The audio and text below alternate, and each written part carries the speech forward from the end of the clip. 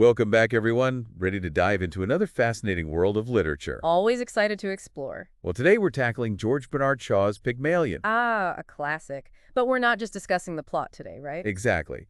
Pygmalion is more than a simple love story or a charming Cinderella tale. It's got some depth to it, you're saying. Oh, absolutely. It's a fantastic example of realism in literature, and we're going deep, deep, deep into that today. Realism, huh? So we're talking about believable characters, real-world setting. Precisely. And Pygmalion nails it.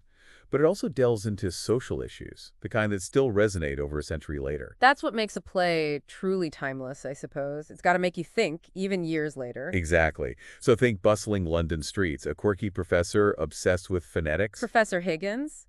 Quite a character. And then there's Eliza Doolittle, our flower girl who undergoes a transformation most of us only dream of. From the streets to high society, that's quite a leap.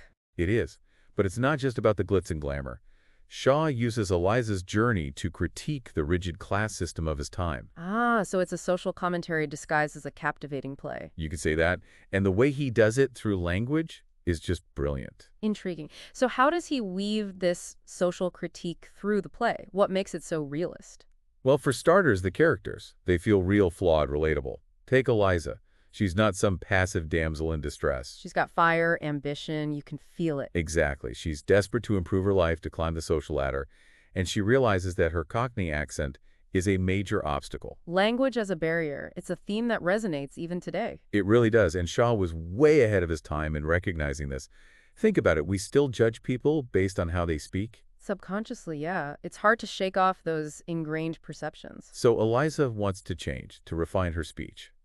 And enter Professor Higgins. He's obsessed with phonetics, with the science of perfect pronunciation. Sounds like my kind of guy, minus the whole judging people based on their accent bit. Right. So Higgins takes Eliza on as a sort of experiment, a project. The ultimate social makeover. And how does Eliza deal with this, being molded and shaped? It's a fascinating dynamic. At first, she's thrilled by the opportunity, but as the play progresses, she starts to question things. Starts to realize she's more than just a pawn in Higgins' game. Yes, there's a scene where Higgins drills her relentlessly on vowel sounds. You can feel the tension, the power imbalance. It's a scene that stuck with me. You can practically hear the frustration in Eliza's voice, but also her determination. It's a powerful commentary on how language can be used to control and manipulate.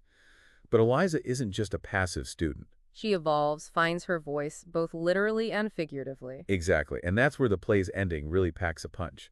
She chooses independence over a traditional happy ending. Which is a bit jarring, right? We're so conditioned to expect the romantic resolution.